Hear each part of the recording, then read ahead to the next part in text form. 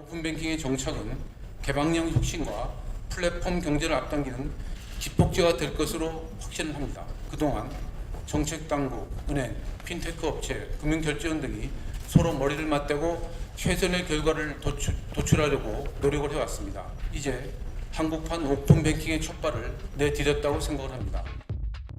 지난 15일 은행회관 2층 국제회의실에서는 금융당국과 은행, 핀테크 업체 등 관계자들이 자리를 꽉 채운 가운데 오픈뱅킹 활성화를 위한 세미나가 열렸습니다.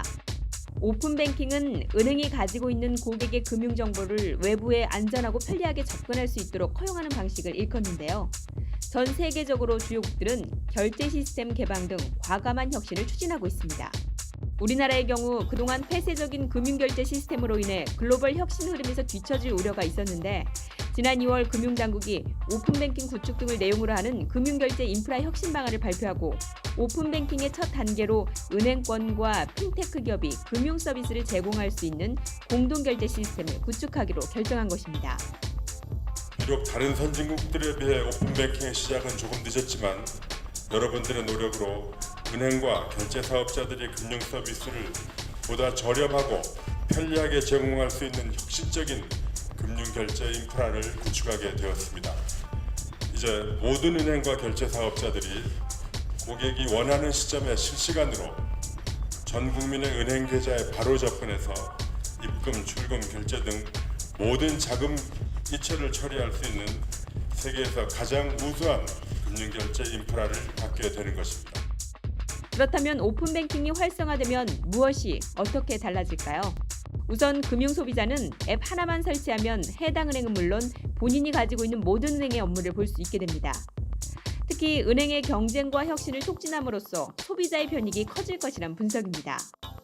고객의 입장에서는 조금 더 간편하게 자기가 가지고 있는 모든 결제 계좌에 접근을 할 수가 있다 하는 측면이 이제 가장 유리한 점이 아닐까 싶은 생각이 들고, 또 하나는 은행들끼리 서로 어떻게 보면은 이제 자신이 갖고 있는 상품이나 서비스에 대해서 고객의 선택권이 넓어지고 고객의 이동성이 커지기 때문에 그만큼 더 긴장해서 좋은 상품을 만들고 또 고객들이 편리하게 할 수 있도록 여러 가지 UX, UI 같은 것도 개선할 수 있고. 핀테크 업체들 역시 비용이 크게 줄어들 것으로 보이는데요.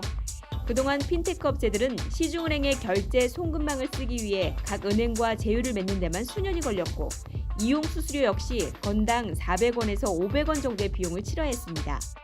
하지만 현재 실무협의회에서 오픈 API 수수료를 40원에서 50원 수준에서 협의 중인 것으로 알려지면서 오픈뱅킹 도입으로 핀테크 사업자들의 비용이 대폭 축소될 것으로 보입니다. 은행의 경우에는 새로운 상품 개발의 기회가 될 수 있을 것으로 보입니다. 이제는 은행 내부에서 자기가 폐쇄적으로 이노베이션을 하고 하는 것들은 좀 한계가 있거든요. 플랫폼 경제로 점점 이렇게 넘어가면서 은행들도 이제 외부 리소스와의 협력이나 이런 것들이 좀 더 원활하게 이루어져야만이 새로운 상품도 개발할 수가 있고 새로운 고객들도 창출할 수가 있고. 하지만 수수료 수익이 낮아지고 고유 채널의 장점이 사라진다는 점에서 긴장할 수밖에 없는 상황입니다. 기존에 이제 비교 가격 결정을 금융 쪽에서 가이드를 제시하면서 시민 수준이 이제 떨어지다 보니까 펀뱅킹 수수료가 이제 많이 줄어들게 되고 지금 기존 시장이 지금 축소되는 그런 부분이 하나가 있고요. 이제 간편 결제 사업자들이 더 저렴한 비용으로 그냥 통합 조회 및 자금 관리 결제 서비스 제공해 줄 수 있다 보니까 경쟁이 심화된 부분이죠. 뱅킹의 많은 부분이 이제 IT 기업 쪽으로 중심으로 옮겨갈 수 있는.